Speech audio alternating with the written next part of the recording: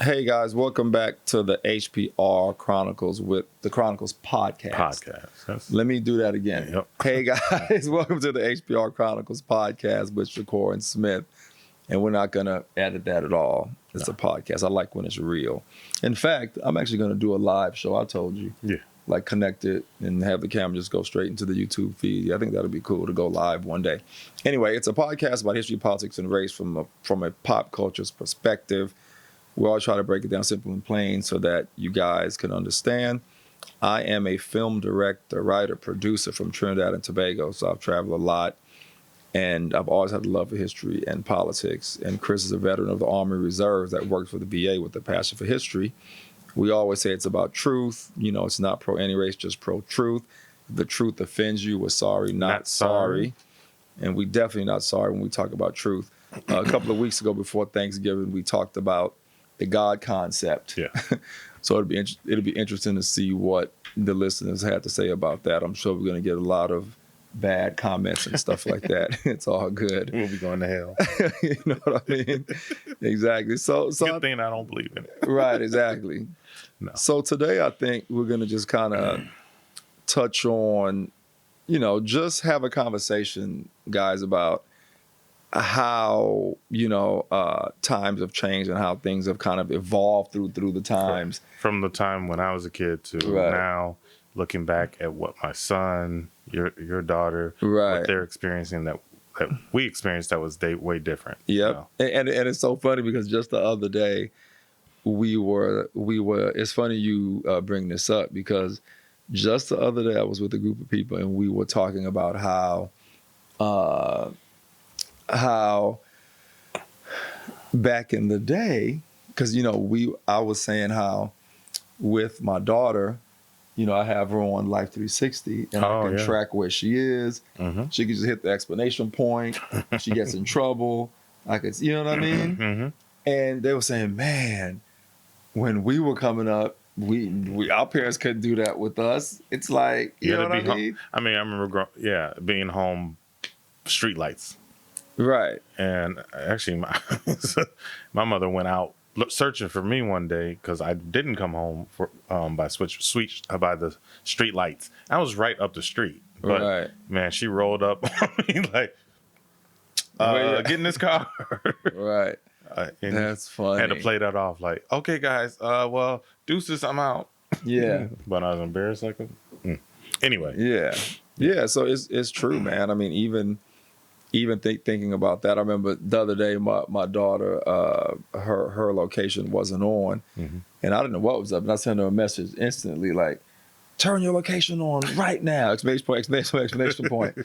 And she was like, Dad, I'm at home. Like, why? And I texted my ex-wife, and she was like, oh yeah, she's home. Like, she's like, I don't know why I keep doing that, but you know what I mean? And I even can, turn her phone off at certain times. Oh, you can? Turn it back on at certain times, yeah. Oh. I have it set so that it turns off at 10 p.m. on school nights and 12 at 11:45 on weekend nights. Oh, okay. You know what I mean? I mean, back then, if we wanted to stay on the phone with our girlfriend till 2 a.m., we could. Yeah, we sure would. It was nothing shutting that down. There was, it was. My mother would come like this time. Right, But with cell phones, yes, you're right. You could be in the room like quiet. Yeah, the reason why I did that with my daughter is because she was staying on the phone with her ex-boyfriend until 1, 2 in the morning and going to school tired. Yeah. You know what I mean? So I had to shut that down. Yeah. But anyway, I just wanted to say that about my daughter. We were just talking about this the other day. That's exactly. I'm just, parents, like a remember back when, if you were, so I'm 49, so just going back that amount of time, how things have changed in that span, like growing up. Yeah. I remember, like, let's say TV. I remember watching and didn't really have a curfew as a kid, but there was a point when TV turned off, when you got the symbol and it was like just a tone. And it was, you know what I'm saying? So it's like crazy. And it'd just be the bars. And it'd be like, boop, yep. And the TV would and be then off. like at 6 or 7 or something in the morning, TV came back on. It's crazy. Yeah. So, for the generations that are growing up today, you are so lucky, or the fact that you have so many channels that there's nothing to watch. I mean, we had 4 or 5, like 4 or 5 channels, TV and is nothing on was 24/7. And I remember Lawrence Welk. I don't know if you ever remember No, I that. don't Oh remember. my Yeah, I don't remember god, that. it's like polka music and whatnot. Just nothing being available, and you're just watching. But nowadays, 24/7, you got 24/7 news. Yeah. You can watch any type of movie. Yeah. You can pay-per-view. You can go back and watch something that was already, that's in on demand. Yeah. It's just like my son, he'll, as he was growing up, we would record shows for him. And so anytime the commercials, you'd fast forward simply and always just did it. And I remember there were a couple of times and he'd be like, fast forward. And I was like, I'm sorry, this is live. And he's like, huh? What? Yeah. And even that little, just that little bit even throw his mind, because he's like, I've been able to fast forward. What do you mean live? Like, what is it? Or, Crazy. Cell phones. Like you were just mentioning that. Obviously, we didn't have cell phones when we were kids. You had... I had a pager. I remember pager. The quarters in the payphone. Yeah. Yep. And then think, so it's you had a phone that maybe, you remember the rotary? Mm-hmm. Yep. That's a crazy one. I remember the rotary, bro. And I've seen video clips where they put a rotary in front of a kid and they like make a phone call. And they don't know what to do. They're like, what is this? They'll pick it up. Yep. They'll hear the dial tone. They'll put it down and then they'll start dialing. Yeah. Which that is not going to work. So it's just funny how our lives have changed in the span, and it's just what the younger generation would, I'm sure there's a lot of millennials that's watching this that may have never dealt with certain things. Yeah. It's just crazy. I'm gonna take some notes before I forget to say certain things. But what I want to say real quick about the TV. I remember still having my old tube TV. Oh yeah. And everyone had flat screens, and I hadn't realized it, Crispy. Oh, I jumped on that bandwagon pretty quick. I'll say myself. I'm chilling. Yeah. I'm still watching the old tube. Yeah. And I forgot how it hit me or dawned on me one day. And I'm a filmmaker, but I was just so just used to that old tube. What size was it? I forgot, but I had the console thing. Oh, okay. So it was in there. You know what I'm saying? I had one in my room and the living room. Oh yeah. I had my tubes, and they were working, and I had them connected to my to my direct TV and whatever else, and you know what I'm saying. And what changed that one really big time was the digital TVs and stuff. Right. I mean, not just but the when the conversion to digital, right, and you almost had to really get rid of your not. It was better to get rid of. Wow. I mean, my daughter will be 15 in January, and I remember when I took her to go get my first Panasonic flat screen. I still have it right now. I remember she even remembers when I went and got it. So maybe I got it 10 years ago, maybe. Probably. Or it could be before, or it could be a little late. I mean, later. I mean, yeah. She could have been 5 or 6, Crispy. Okay. I'm telling you, I felt so stupid. and here I am going, maybe I'll put these on Craigslist and sell them. You know what I'm saying? Oh my God, no! Because I put everything on Craigslist. Man, let me tell you, and no one would buy it. I know someone who tried to do that. They upgraded to thin, like you said, to a flat screen, and tried to sell it to people. I'm like, and I remember, I was like, no one's buying that. Yeah, no one touched those TVs. I ended up putting those TVs on the side of the road. Then years later, I directed this music video called IDKU. You guys could look that up. IDK.U.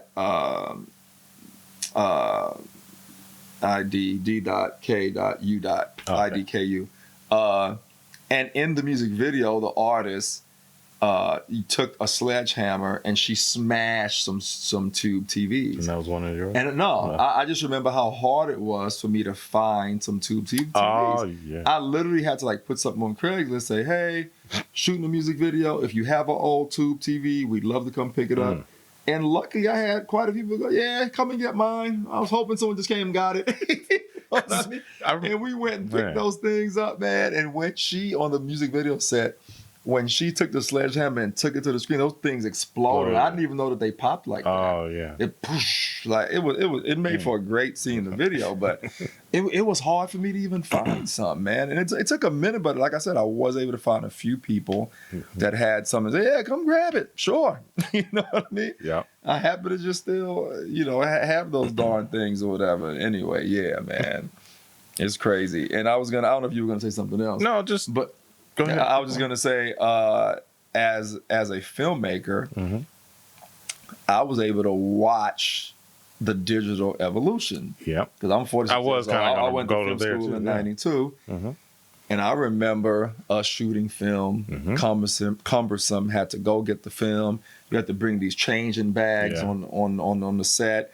And the assistant camera would have to go in there, put the film in the spool, this and the other. You have to take the film out. They only lasted 5 or 10 minute reels. Oh. You have to switch the reel out. Oh, we're out. And go to to get it developed, get transferred to video. Oh my God, the process. And I've literally watched the evolution of filmmaking and how we could just shoot now. Don't need film stock. You don't have to worry about none of that crap anymore. And you could just. And it also made a lot of filmmakers think that they could be filmmakers because they could just go grab a camera and start shooting. Sure. So there's a lot of crap out there too. And and Quentin Tarantino, he's one of the few filmmakers who still believe in shooting film. He still shoots raw stock, but I'm like, Quentin, that stuff is obsolete, man. You're gonna have to give that up, brother. I'm sorry. I'm surprised that the studios would agree with the cost of it. Yeah, the technology just exists. So why support this old system that for a fact will be obsolete? And if I showed you a movie shot on, say, a Panavision or on Arri film camera and show you something else shot on like a Red or an Arri digital, you would not be able to tell the difference. Oh, okay. If I said, Crispy, which one is film and which one is the digital camera, you would not tell the difference. Really? No. Okay. Not at all. The human eye.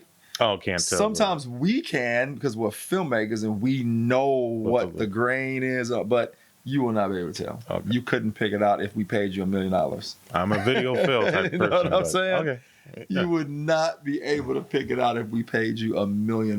But he's the only filmmaker I know that still demands to shoot raw film stock, which again makes no sense whatsoever. The technology is just so amazing how you could shoot now and transfer, and you can go right from the set to edit and color correct. And it just made it so much easier.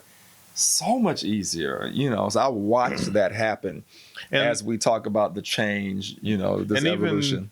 Even, and I was actually going to bring up how you just went to film is just even with TV or just making episodes in general, like us doing a podcast. That was not something people would have been able to do. No. You're not going to have all this equipment, set up just for two people just to talk about whatever, You're not going to waste whatever. But it's interesting how, again, just how things have, and it's the knowledge or the increase is huge. You know what I mean? Again, let's talk about when you're kids, you're riding your bikes around or whatever, and nowadays you could be on an electric bike. I mean, there was electric bikes, but it wasn't something that any and everyone could just easily They had electric bikes back then? Well, yeah, I'm sure there's someplace. I mean, there was gas bikes. So I'm sure. Yeah, they did have the motorized they bikes. They could have, But I mean, but people still ride bikes today too, though, like regular bikes and stuff. But I know what you mean. Now you can jump on an electric scooter. You can choose, and go get electric bike and stuff like that. I remember you bringing this up. This thoughts made me think about all kind of stuff in the past. But I remember going to this MTV party one year, and everybody was there. And I remember I had just gotten my first Motorola two-way pager, and it's something that everybody in the entertainment industry had. Like back then, entertainers and politicians were the only ones that had the little flip Motorola two-way pager. You had to go and pay for the service, and it was something like, it was industry standard. Oh. And I remember when I first got my first Motorola two-way pager, I went to this huge MTV party, and everybody and their mama was there. I mean, from Outkast to, everybody, Nelly, you name it, they were there. You know what I mean? I just remember seeing everybody had their two. I got mine too. You know what I mean? And that was like a big deal back then to have a Motorola two-way pager. I remember when I got my pager. But I got my pager after getting I got a pager first, and then I got a Star Tech, whatever. Star Tech, I remember the Motorola, and it's the little flip, but it was a smaller one. I had a bulky one, and then I got that one. Then I went to just even cell phones. We went from, you had the cords, you got cordless. Yeah, I remember my first cordless phone. I was happy, and and then you now go and you have cell phones, and you have little computers in your hand. Yeah, I used to have the brick cell phone in one of my cars. But you had the cords to it. It was analog, and you could just. My grandfather had one of them too. You know what I'm saying? Man, come on, man. Life has changed. It's funny when talking about the phones. When I moved here in '96 to Los Angeles, Miami was one of the first cities in America to go digital, from analog to digital. Okay. So we had just gone digital before I moved here, and it was a company called AirTouch. And when I came here, I had a digital phone because Miami was a small market. So when I left Miami in '96, we only had, the population was maybe 2 million, I think. Okay. So when I came to LA wasn't digital yet. So your phone wouldn't work. It wouldn't work. Everybody was tripping that I had a digital phone. And that's like, because I had Nextel, which was all digital too. Nextel Either you worked or you didn't. Right. You get. But I'll never forget that I had this AirTouch digital. And people were like, man, what's that? Like, how you? Yeah, but it was so I had to go back to analog until LA jumped on digital. But it happened after I got here. Gotcha. It was just interesting to watch that transition, you know what I mean? Because we had just gone digital down in Miami. No one had analogs. So people were getting rid of their analog Motorola flips. Remember the gray ones? They had the yellow writing, the Motorola flips. Yep. You know what I'm saying? With the little skinny. So everybody was getting rid of those, and everybody had AirTouch and all these other digital phones now. Okay. You know what I mean? But it hadn't gotten here yet. Yeah. So I was like, oh man, y'all ain't on that yet. I had to go back. And people are tripping on me. You know what I'm saying? But again, your son, my daughter, these kids, they don't have an inkling, man. Technology to them is just so different what they know. If we showed them some of that stuff, they'd be like, if I showed my daughter my Motorola flip, which I still have, I just saved it as like an industry souvenir. I should have brought it out for this episode. Where is that thing? Yes, somewhere around here. Yeah, but if I showed my daughter, she'd be like, Dad, what's that? You used to page on that? You used to send text messages on that? Yeah. I'm like, yeah, and all your favorite celebrities too that you know of now used to as well. You know what I'm saying? It's crazy, man. Yep, and I even remember, before laptops, and like I wrote some of my first scripts on like a Brother typewriter. Oh, typewriters, yeah. Before computers came out, like my goodness, yeah. I remember that, writing some of my first scripts on like a Brother with like the yellow thing, and it would print out. Yeah, and, you know what I'm saying? I mean, and think about that. Computers, how much has that even involved? Yep. I remember having. My grandfather had a IBM, and I remember him. I wanted to get an Apple IIe, which I did get, but he was like, "Get the IBM," and I was like, "Nah, I don't even know how to." But I was able to program a little bit with it and stuff like that. So I wanted the IIe, and it worked out well because then I had in high school we had the same type of computer, so I was able to do my work at home, homework at home. Didn't I could just whatever at class. Pop that sucker in, and then it would be whatever it was I needed to do. I could finish it at home, so that was kind of fun. But just floppy Those are disks. the Then you went days, to the man. hard disk, and now you Yeah. have CDs. And who even uses CDs CDs are now? obsolete You now, got yeah. a thumb drive. CDs are obsolete now. It's just Yeah, crazy. you don't even need CDs anymore to download. Nope. Software and computers. You can It's just do it all straight from the web, from the company's web. Yeah, CDs are even obsolete. And in Things your have car, changed. you just play the music off of your phone now. You don't Correct. And I was going you to don't say even also put the- car. You remember cassettes? Mm-hmm. Like I don't even know if my kid had would know cassettes. what to do with a cassette. Yep. I mean, CD. They'd be like, "What He is might, that?" you know. But even then, Yep. as a little kid, my son got a little MP3 player, and I remember putting music on that. So, like, again, it's things have changed where we all would get used to having certain, like, I remember when DVDs and Blu-ray came out, I was like, or DVDs, I want to have the disc. I just for some reason wanted to own that disc so badly. Now I don't care anymore. Look at all those CDs. I've got a container. Now you could just Yep. click and order what you want and watch it. You don't even have to put a CD in anymore. It's crazy, man. Yeah. But I do have to say this too. When you think about it, it kind of caused. It takes up less space. It does. You know what I'm saying? Yep. Less waste. Yeah. Because everything is digital now. You could just, But it was nice having a collection. all those. I know that you could see, and you'd be like, "Go check out my collection of DVDs. What you want to watch? What you want to see? Or even music, CDs. Go check it out. What But again, now you don't. What? Like here's my playlist. Let me connect to the thing. Bluetooth. Yep. Things have changed. It's funny on our talking about the music on our way back from seeing some friends last night. Em, she has a party coming up in Carlsbad, and she asked me to do a playlist of 90s hip hop and R&B. And you straight up went, I went right to the phone and started listening. I started letting her hear some samples. Now, if that was back in the day, I would have go, oh man, let me grab my cassettes.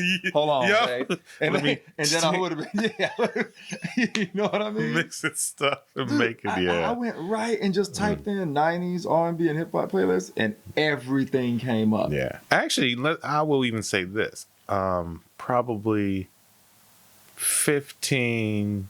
So in my 30s, if I was invited to a party and someone said bring music, I would have had to download it, and I would have had my phone or maybe even a laptop. I would have brought a laptop and plugged it in because that would have been way easier. But nowadays, no, you just hook up your phone. Yep. You don't even think twice. Like, oh, it's unbelievable, man. The convenience. Unbelievable.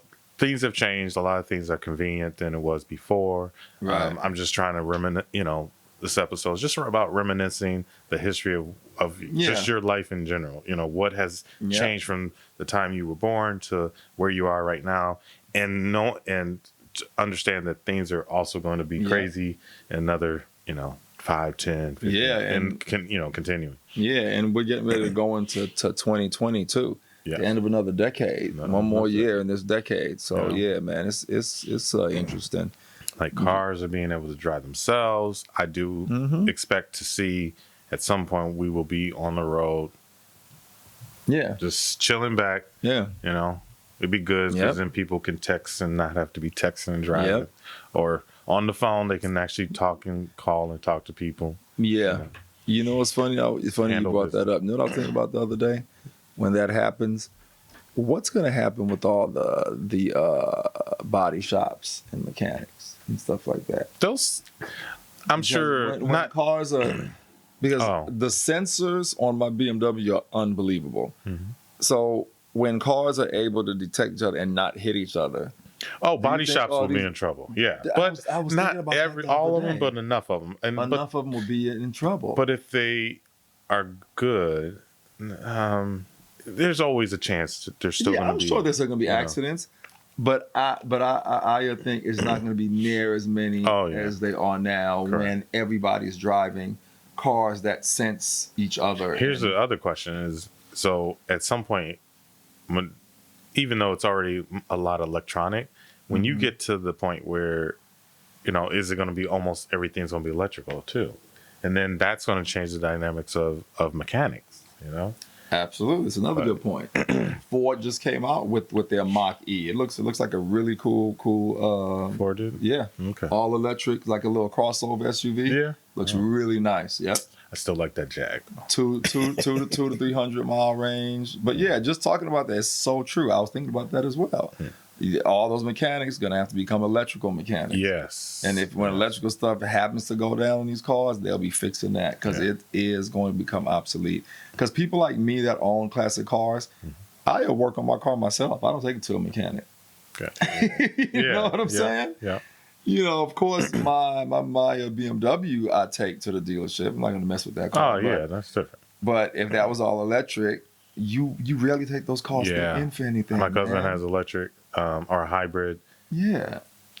I don't even know that he does oil change on a regular. Like if it's, I think it's extended because it's unbelievable, man. It's unbelievable.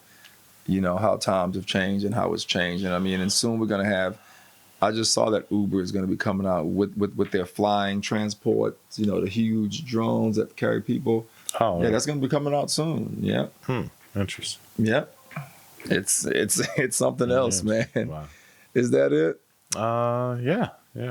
Just wanted a little simple discussion of remembering back then when. Yeah, and how and there's more we could have continued talking. Yeah. Like I said, music was another one. Mm-hmm. How you went from cassette tapes and it's just amazing what we had to what we have now. And technology is something else. I'm just looking for the future. Yep.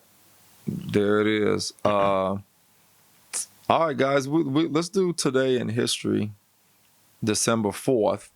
Let me find 4 good ones for you guys. Let's see. Let me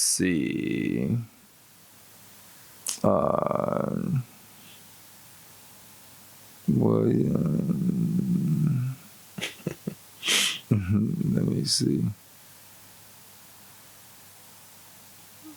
Okay, what about this one? In 1942, on December 4th, U.S. bombers attacked the Italian mainland for the first time during World War II. In 1945, the U.S. Senate approved American participation in the United Nations. That was the first time we went to the United Nations in 1945. I didn't know that. I thought it was before that. No, I kind of not. Yeah, because it was because of U.S. bombers. I think the United Nations was around World War II. Here's another one. Britain's Observer newspaper was first published in 1791, December 4th. And then one last one. Peter Gillard patented the power mower. So that's how you cut your grass. The power mower? Okay. Yeah, the power mower in 1812, December 4th. So I got a question for you. Before we move to sign off. What do you think? So you remember the wine podcast thing? Mm-hmm. So that's something that they liked, and they will be coming to us, is what I was told. Oh, okay. So, if anyone is in the Temecula area, and at some point we might be doing some podcasts over at the winery. Yeah. Oh, okay. Yeah, that'll be cool. Yeah, that'll be really cool. We just gotta go live get the discussions. Yeah, we just gotta get the discussion going. Okay, cool, man. Well, it's the HPR Chronicles Podcast with Shakur and Smith. Don't forget to subscribe on ISENT Group Digital. Hit that subscribe button so you can continue to get this cool information on history and fun facts. Listen to us where you get your podcast. Don't forget to follow us on social media. Yes. Yeah, and we are signing off until, let me look at my calendar here, until December 11th.